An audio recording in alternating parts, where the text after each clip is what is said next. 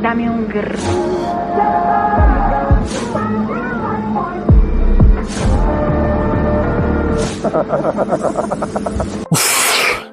ስንት ሰዓት ሆነ? ስንት ቪዲዮ ነው ግን ያየሁት? ቪዲዮዎቹ ስለምን ነበሩ? አስቤበት ነው በደመ ነፍስ ነው የገባሁት። ቆይ ትንሽ ብቻ ላይ ትንሽ ደቂቃ ብቻ።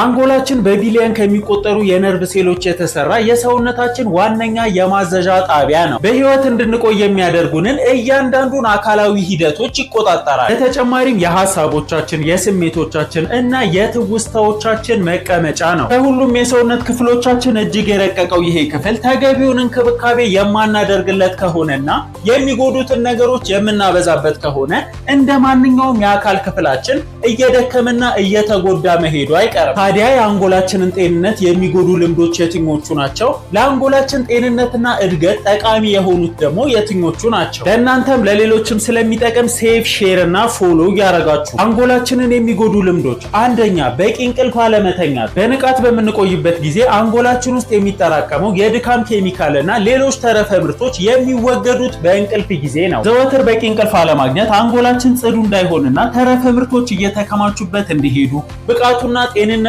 በጊዜ ሂደት እየቀነሰ እንዲሄድ ያደርጋል። ሁለተኛ፣ ማህበራዊ ሚዲያዎች ላይ ለረጅም ሰዓት ያለ ትኩረት ቪዲዮዎችን መግለጥ፣ ማንሸራተት፣ መግለብ። ይሄን በቀጣይነት በምናደርግበት ጊዜ እንደ ይዘቱ አይነት በፍጥነት የሚለዋወጡ አንጎላችን ውስጥ የሚለቀቁ የደስታ፣ የስጋት፣ የሐዘን፣ የደስታ፣ የፈንጠዝያ፣ የጭንቀት ሆርሞኖች የአንጎላችንን ጤናማ የሆነ የሆርሞን ሚዛን በተደጋጋሚ ያስታሉ ወይም ያዛባሉ። በተጨማሪም ተከታታይ የሆኑ አጫጭር ይዘቶች የአንጎላችንን ለረጅም ጊዜ ትኩረት የማድረግ ብቃት በማዶልዶ ቀጣይነት ያለው ረጅም ትኩረት የሚፈልጉ ነገሮችን በአግባቡ ለማከናወን እንድንቸገር ያደርጋሉ። በፍጥነት በደመ ነፍስ ከአንዱ ቪዲዮ ወደ ሌላኛው ቪዲዮ መሮጥ በተረጋጋ መልኩ ቋሚ የሆኑ ትውስታዎች የመያዝ አቅምን ይቀንሳል። ከመኝታ በፊትም ማህበራዊ ሚዲያዎችን መጠቀም ከስልኩ ስክሪን ከሚለቀቀው ሰማያዊ ብርሃን ጋር በመተባበር አንጎልን በጣም በማነቃቃት እንቅልፍን ይረብሻል። ሶስተኛ፣ አለመንቀሳቀስ ወይም መቀመጥ ማብዛት ወደ አንጎል የሚሄደውን የደምና የአየር አቅርቦት በመቀነስ የማሰላሰል አቅም መቀነስ፣ የማስታወስ ችግር፣ የአንጎል መጠን ወይም ትልቀት መቀነስ ያስከትላል። አራተኛ፣ በስኳራማና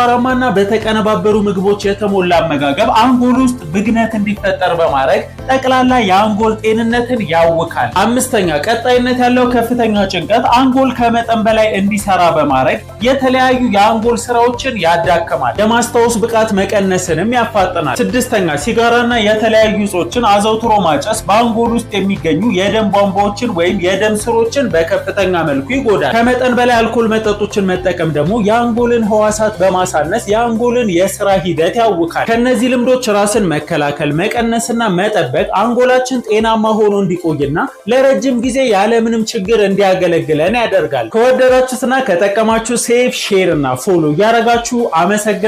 ይመቻችሁ።